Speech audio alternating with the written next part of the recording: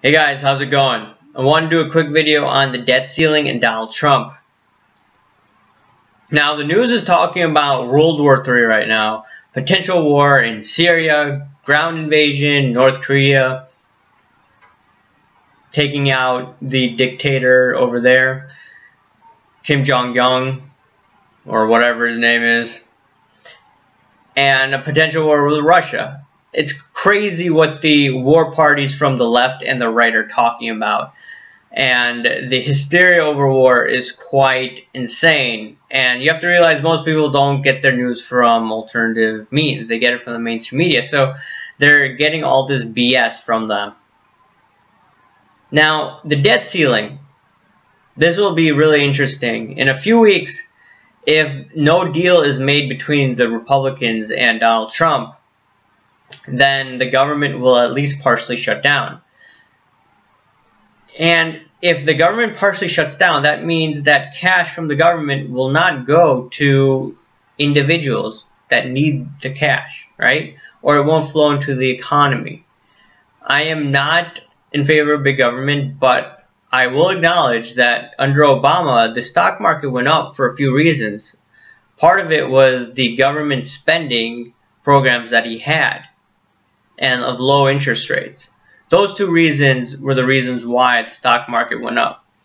Now, if we're if we are in an environment of raising interest rates, and then you decide to cut spending, and you don't cut taxes in that meantime, what does that mean for the stock rally?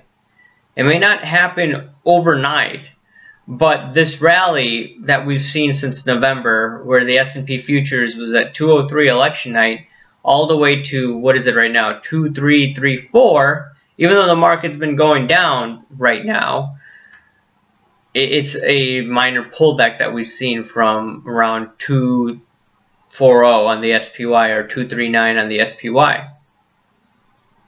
It's not that big move to the downside.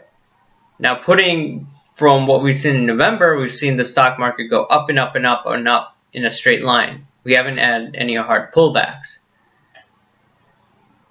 And now, with Trump, if we have a government shutdown, or if we play games with the debt ceiling like happened in 2011, the stock market returns are going to be low this year.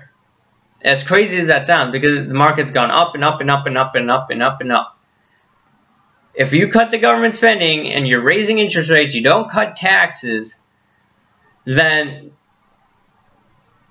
this market, like I said, is headed towards being flat. In 2011, the market return was around 2%.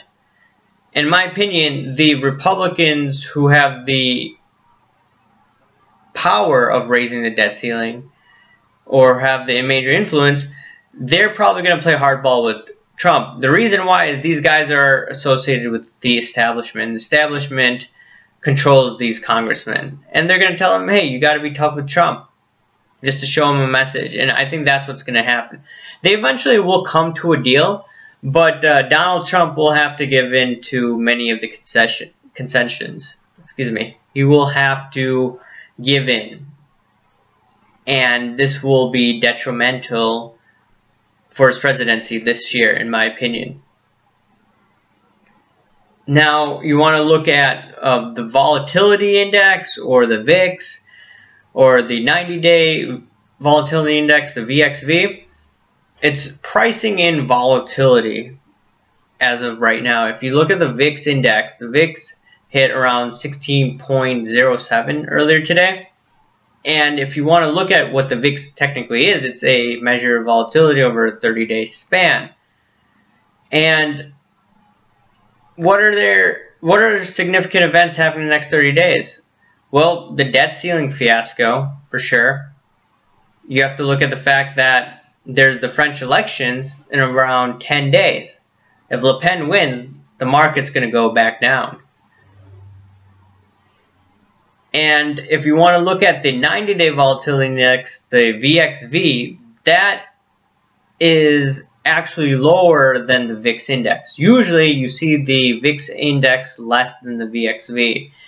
and I've plotted the numbers, and there's a higher probability that we'll see a short squeeze in the market from these levels, because if you look at the ratio of the VXV to the VIX, it's less than 1. And when it's less than 1, then that means that this may be a good opportunity to buy. And when you see the ratio of VXV divided by VIX over 1.20, that may be an indicator not to buy.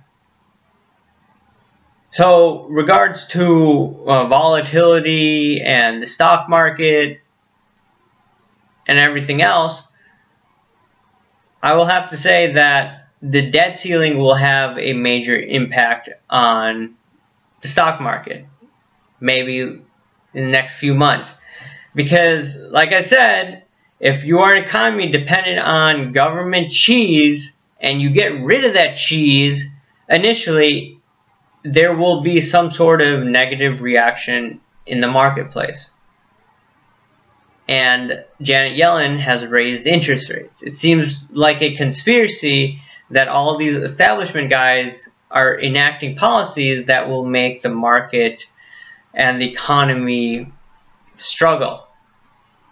Maybe they're blackmailed. Who knows what the reason is? It's just that it's very odd to see the establishment going against Trump. And what's even more messed up, I know this is a video about markets for the most part, the establishment on the left is even more batshit crazy. Howard Dean, the individual who ran in 2004, campaigned heavily against Iraq because of the false intelligence. And now he was going after Tulsi Gabbard, who is an anti-war Democrat who didn't want Donald Trump to strike Syria and who doesn't want to go to war in the Middle East because of what happened in Iraq. I think what Tulsi Gabbard is saying is very accurate. But no, Howard Dean is now part of the establishment Democrat Party. So you're starting to see how the left wing is merging with the neoconservative right. This is probably the craziest thing that I've seen, and the left is turning it into war hawks. And this will, if this rhetoric continues from the left, and you see government spending going down because of whatever is happening with the debt ceiling situation, this will not bode well for markets. It will increase volatility, maybe this summer, maybe early this fall. We'll have to see what comes at us. If there's any situation going on in the Middle East, this may initially be bearish for the stock market. But regardless, let me know what you think, and I'll talk to you guys later. Thanks. Bye.